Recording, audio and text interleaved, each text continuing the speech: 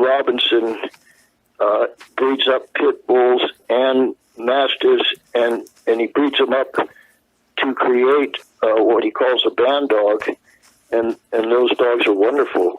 I've got a number of them myself. They're big. They're not huge, but they're big. A bitch might run 80 pounds, 90 pounds, and a male might run 100, even 110. They have so much good bull blood in them, and they have the size.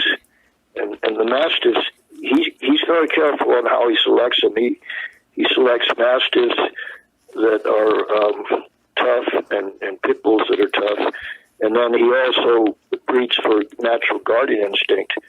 And his dogs are natural guards. I have one, my leaper dog, and he gets pissed off when anybody even comes near me. I have to calm him down, and he's totally fearless. And he's like a giant pit bull. He's about 100 pounds. He's like a big giant pit bull. But I never taught him to guard me or anything. He just does it naturally. And he's been perfecting his dog for a lot of years, and he does a real good job. So anybody that wants a dog sort of like a pit bull but bigger, and it's a natural guard dog, and also good for hunting wild boar and stuff like that, I highly recommend Lee Robinson's dogs. Or if they just want a good pit bull, he's got some very nice straight pit bulls. So I'd really recommend his dogs very much. I own a number of them, and I'm probably going to get some more. Men like that I just mentioned, they're the ones that made the American Pit Bull Terrier what they are today. I gotcha. But the American Bulldog, they were here. Mm. Pretty good old rough dogs. I mean, make no mistake, they're rough and tumble dogs, but they're just not put together genetically as perfectly as the American Pit Bull Terrier is. I mean, you can find no flaw. I mean, the American Pit Bull Terrier, I mean, there's just no flaw. I mean, like, you take Lee Robinson, for instance. He doesn't take any dog without giving an x-ray in the back end, their hips. He x-rays hips. All of them. He doesn't freak around with it, but I mean, if it's got any flaw in the frame, Lee Robinson calls them right now. The American Bulldog is notorious for having the hip dysplasia. Lee Robinson, his don't. His big dogs, no sir. He x-rays every dog and gets a complete look at the quality of the frame especially in the back end, in the hips. Cause that's one of the big flaws with American Bulldog. They got bad hips. Mm-hmm. And but Lee Robinson's got big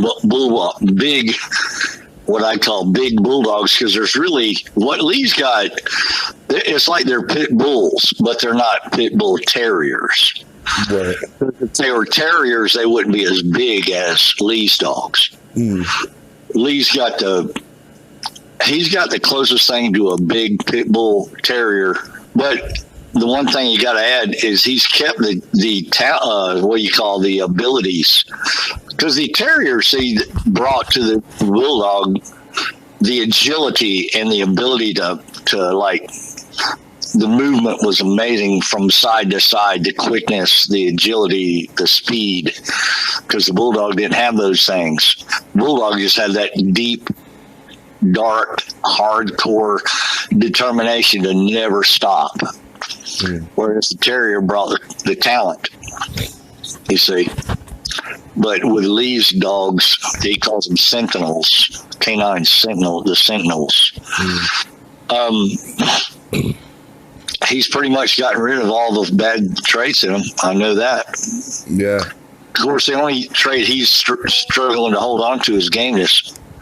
And that's a tough thing to hold on to, even if you're breeding for gameness, It's a hard thing to hold on to.